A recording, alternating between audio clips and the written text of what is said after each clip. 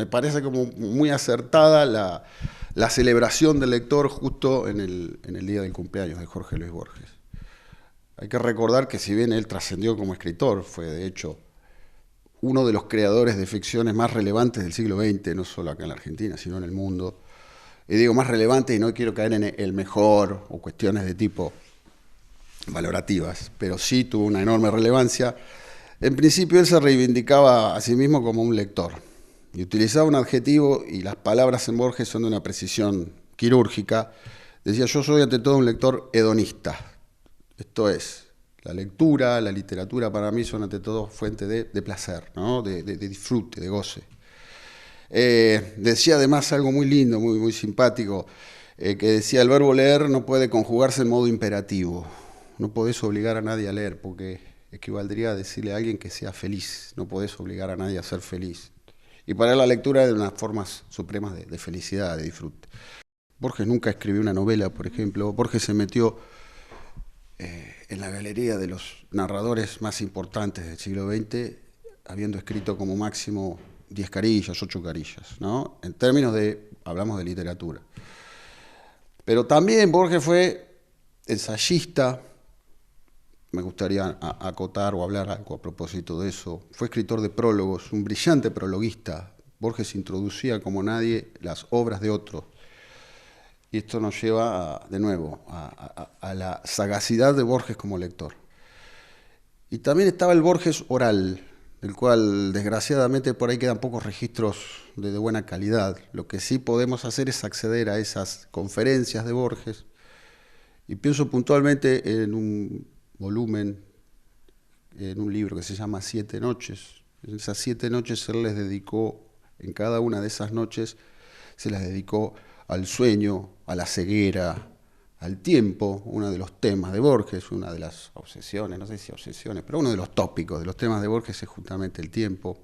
Hay que dejarse llevar. Uno en principio puede encarar un libro como La Divina Comedia o cualquier otro clásico y buscar automáticamente símbolos o qué quiere decir el autor o cosas por el estilo. No, dice, yo en principio recomiendo, dice, leamos como los niños, dejémonos llevar por la lectura y hagamos la lectura literal en principio, ¿no? O sea, el disfrute tiene que ver un poco, creo yo, con eso, con esta lectura de un modo inocente.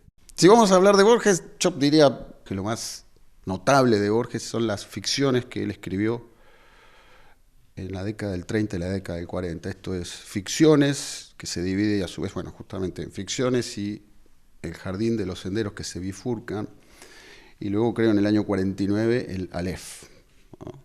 Son unas cosas magníficas, son textos, repito, breves, que es aquello por lo cual Borges se consagró. Pero decía, hay como una especie de consenso en cuanto a tal vez que lo más accesible de Borges es un librito que se llama El Hacedor, que es un libro muy lindo, que pertenece creo a la década del 80, y ahí lo que hay es variedad de géneros, es decir, ahí hay poesía, hay ensayo breve, hay algunos cuentos, pero también, y aprovecho acá el espacio, hay en YouTube una serie de conferencias del escritor Ricardo Piglia, que se llaman Borges por Piglia, que son una cosa extraordinaria.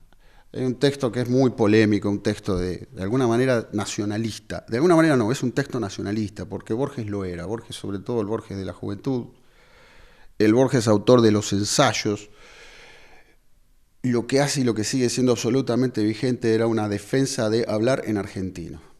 Y hace sobre todo una reivindicación, y acá aparece también otra dimensión indispensable o fundamental de Borges, que es la de difundir la literatura argentina, o la de defensa y difusión de cierta literatura argentina, no toda. Victoria Ocampo, la amistad con Bioy Casares, ¿no? Había ahí en ese triángulo una cuestión, digamos, elitista, no le escapemos a la palabra. Pero a la vez, y en esta defensa que yo te estoy haciendo, lo que él está haciendo es una defensa cerrada de la literatura popular, la gauchesca. Es decir, una literatura que lo que él más resalta, y esto es lo que me parece absolutamente, digamos, muy interesante, y que además nos involucra a nosotros como trenquelauquenses, porque como habitantes de la Pampa húmeda, la gauchesca todavía, aunque no la hayamos leído, es una cosa que nos debiera resultar familiar, y además por el espacio en el cual, digamos, la gauchesca transcurre. Esto es la pampa húmeda, nuestra historia, ¿no? El siglo XIX. Entonces, lo que hay también en Borges es una defensa de esas formas de literatura popular, oral.